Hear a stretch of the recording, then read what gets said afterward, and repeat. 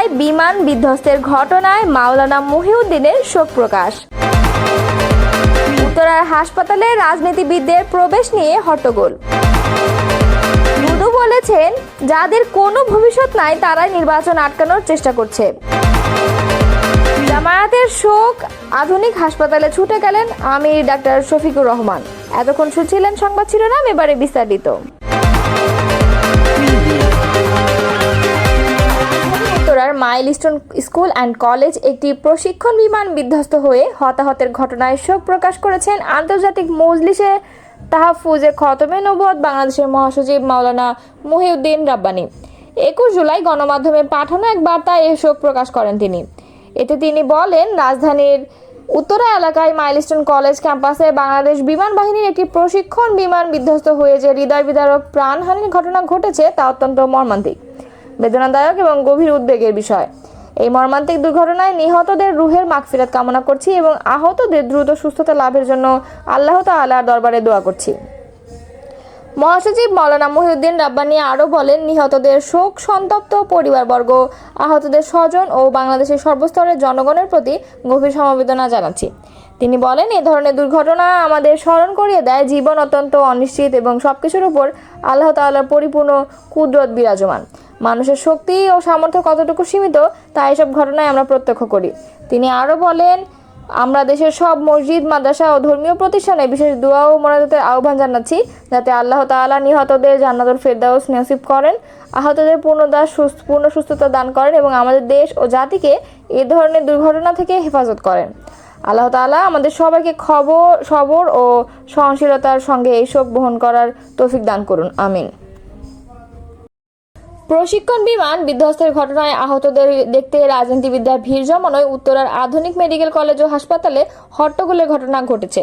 সোমবার বিকেলে 4টায় জামায়াতের আমির ডক্টর শফিকুর রহমান ও সেক্রেটারি জেনারেল মিয়া গোলাম পরওয়ার সেই হাসপাতালে যান।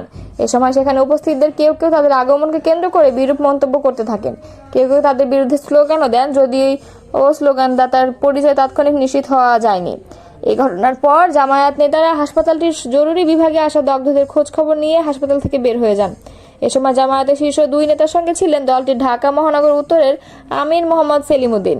এর কিছু সময় পর আহতদের দেখতে ওই হাসপাতালে যান ছাত্র দলের কেন্দ্রীয় সভাপতি রাকিবুল ইসলাম রাকিব। এ সময় স্বেচ্ছাসেবকরা তাকে বাধা দেন। এক পর্যায়ে হাসপাতাল ত্যাগ করতে বাধ্য হন ছাত্রদল সভাপতি রাকিব।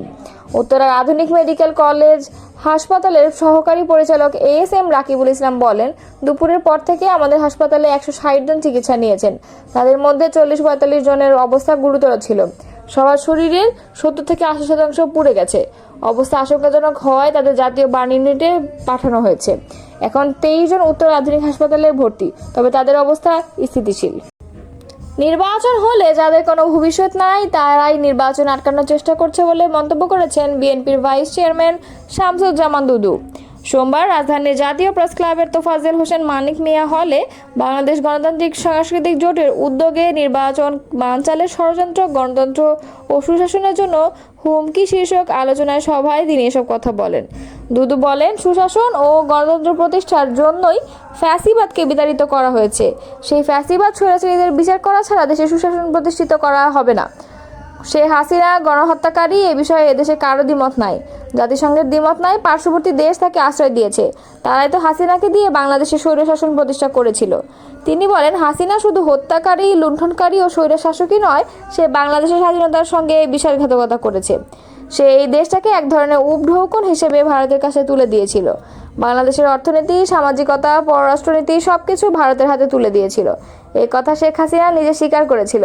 সে বলেছিল, ভারতকে এমন কিছু দিয়েছি যে তারা ভুলতে পারবে না। কি দিয়েছিল সেটা বলেনি, তাহলে বলা যায় এই দেশটাকেই দিয়েছিল। সে সুযোগ পেলে আনুষ্ঠানিকভাবে এই দেশটাকে ভারতের কাছে দিয়ে দিত। তাই শেখ হাসিনাকে কোনোভাবে ক্ষমা করা যাবে না, তার বিচার অবশ্যই করতে হবে। ছাত্রদলের সাবেক এই সভাপতি বলেন, জুলাই আগস্টে যারা নিহত হয়েছে তাদের পরিবার ও যারা আহত হয়েছে তাদেরকে রাষ্ট্রীয়ভাবে দায়িত্ব নিতে হবে।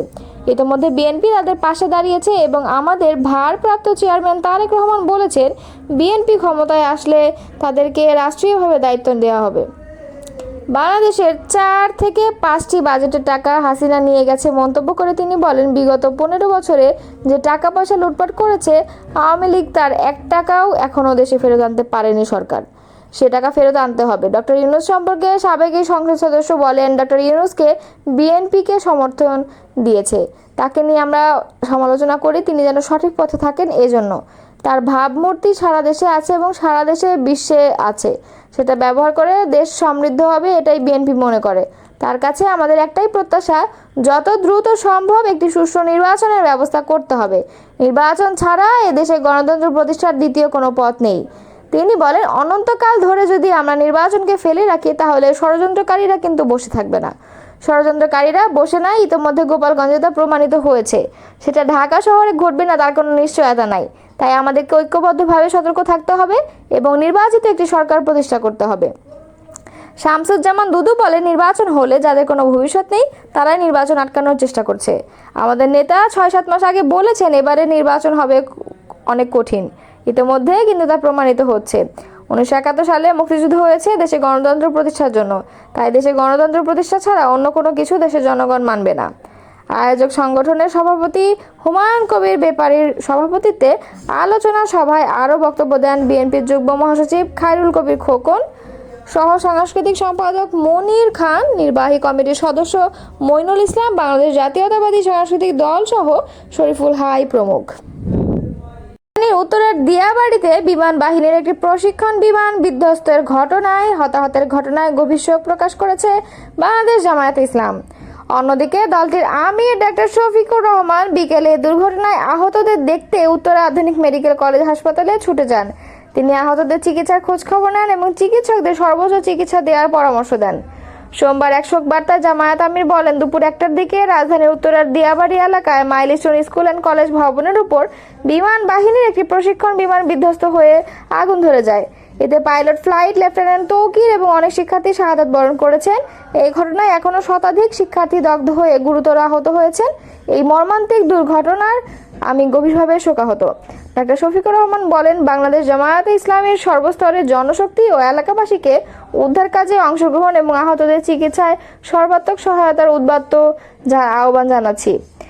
আমি নিহতদের রুহের মাগফিরাত কামনা করছি এবং পাশাপাশি আহত সবার পরিপূর্ণ সুস্থতা কামনা করছি এবং সংশ্লিষ্ট কর্তৃপক্ষের কাছে প্রয়োজনীয় চিকিৎসা ও সহায়তা নিশ্চিত করার আহ্বান জানাচ্ছি। উত্তরের দিয়াবাড়িতে বিমান বাহিনীর একটি প্রশিক্ষণ বিমান বিধ্বস্তের ঘটনায় হতাহতের ঘটনায় গভীর শোক প্রকাশ করেছে বাংলাদেশ জামায়াতে ইসলাম। অন্যদিকে দলটির আমির ডাক্তার শফিকুর রহমান বিকেলে দুর্ঘটনায় আহতদের দেখতে উত্তরা আধুনিক মেডিকেল কলেজ হাসপাতালে ছুটে যান। তিনি আহতদের চিকিৎসার খোঁজ খবর নেন এবং চিকিৎসকদের সর্বোচ্চ চিকিৎসা দেওয়ার পরামর্শ দেন।